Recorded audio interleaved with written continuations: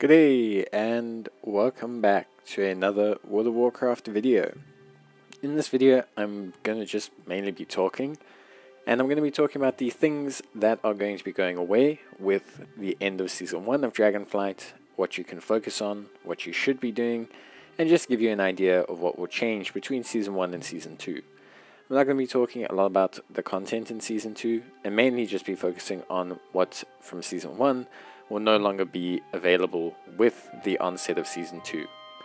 So Season 2 will begin on the 3rd of May, and straight away off the bat it's going to release some new areas and new content. So you have around a month from posting of this video, just under a month. So it's plenty time to set your eyes on some goals. So the first notable achievement or thing that will be going away is Curve. So for those of you who don't know, Curve is when you defeat the current raid on heroic difficulty before the next tier has been released. Now this won't go away. I believe it won't go away immediately upon release of Season 2, although I could be wrong. But it'll pretty much go away within 2 weeks of Season 2 releasing. So if you haven't done Curve and you're interested in raiding or getting Curve, you definitely should get a move on now. There's probably just about enough time for you to maybe join a guild and get it done. There are plenty of guilds looking, or even to try give a good hand at pugging it if you've got a decent eye level. Mythic Plus dungeons also will reset with the onset of Season 2. This will happen immediately on the 3rd. So you're going to have to obviously take a look at all of that and assess from there. Something super important to understand when it comes down to Mythics is that the season will reset immediately.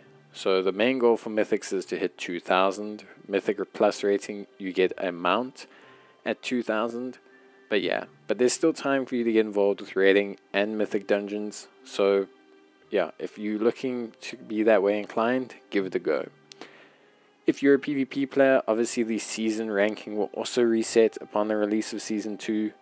Now, as you can see, I do not do rated PvP, although in Season 2 I will be doing rated PvP for the channel. I am hoping to learn how to PvP.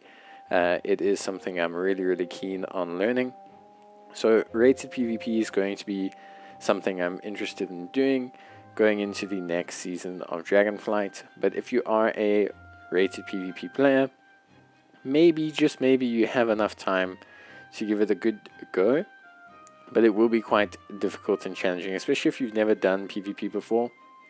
It could be quite challenging.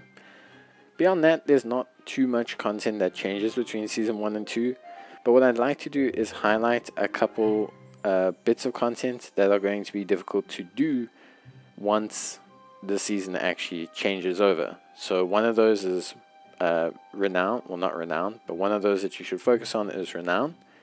Renown is something that obviously, well, especially with the faction rewards, loses a little bit of its value as you go further and further into an expansion. And I think with Season 2 and the changes they'll make for crafting and that, it's best to have all your Renown knowledge and all your recipes available pretty much before the onset of Season 2. You basically already have lost a lot of value out of them, but hopefully there's enough time to still manifest some usability from it. The next thing are the Primal Storms. So Primal Storms and killing the mobs within the Primal Storms. So we'll be receiving another new area, and with the release of the Forbidden Reach, this is already becoming a lot less easy to do because there's not a lot of players doing the Primal Storms.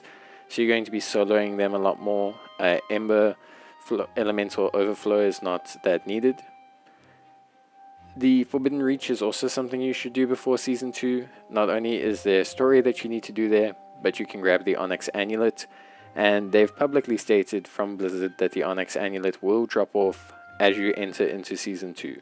So Raiders should be looking to replace that ring pretty much immediately. Raiders and Mythic Plus players will be immediately replacing that ring. For more casual players, it might have some usability quite a while into the expansion, so I would definitely suggest doing so. The next thing is Professions. So Professions, they have stated, will have a way to keep up with gear, whether that is recrafting the gear with new recrafting sources, or whether that's new recipes. Not really too certain at this current moment in time. I'm sure we'll get some more clarity very soon. But I would say that if you are looking at continuing crafting later into the expansion, it's probably about time that you really sit down and work on at least completing the necessary specializations. That's what I would suggest as being the kind of focal point in terms of all of that. And then finally, obviously, there's a whole bunch of treasures, rares, and other things that you can focus on. You can focus on farming rep with people like Rathian and Sibelian, or the Furbolg, the Winterpelt Furbolgs. I did a guide on them recently. So there is content still to do, but if you're someone who's not interested in all of that, then now's a great time to consider leveling an alt or working on an alternative character. Obviously, with the release of patch 10.0.7, we kind of have a little bit of a better idea like around what the classes are going to look like going into the next season. So Red Pallies, for example, are doing incredibly well right now. If you're someone who's chasing the meta, it's time to maybe look at switching up your class. Or if you're someone who's just looking for something different, then of course you can go and give that a try. Maybe it's time to change things up.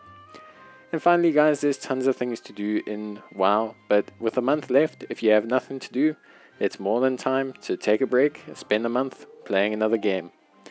Always a good idea. If you're still not happy with what you're doing, if you still really want to play some World of Warcraft, look at transmog sets, some older raids.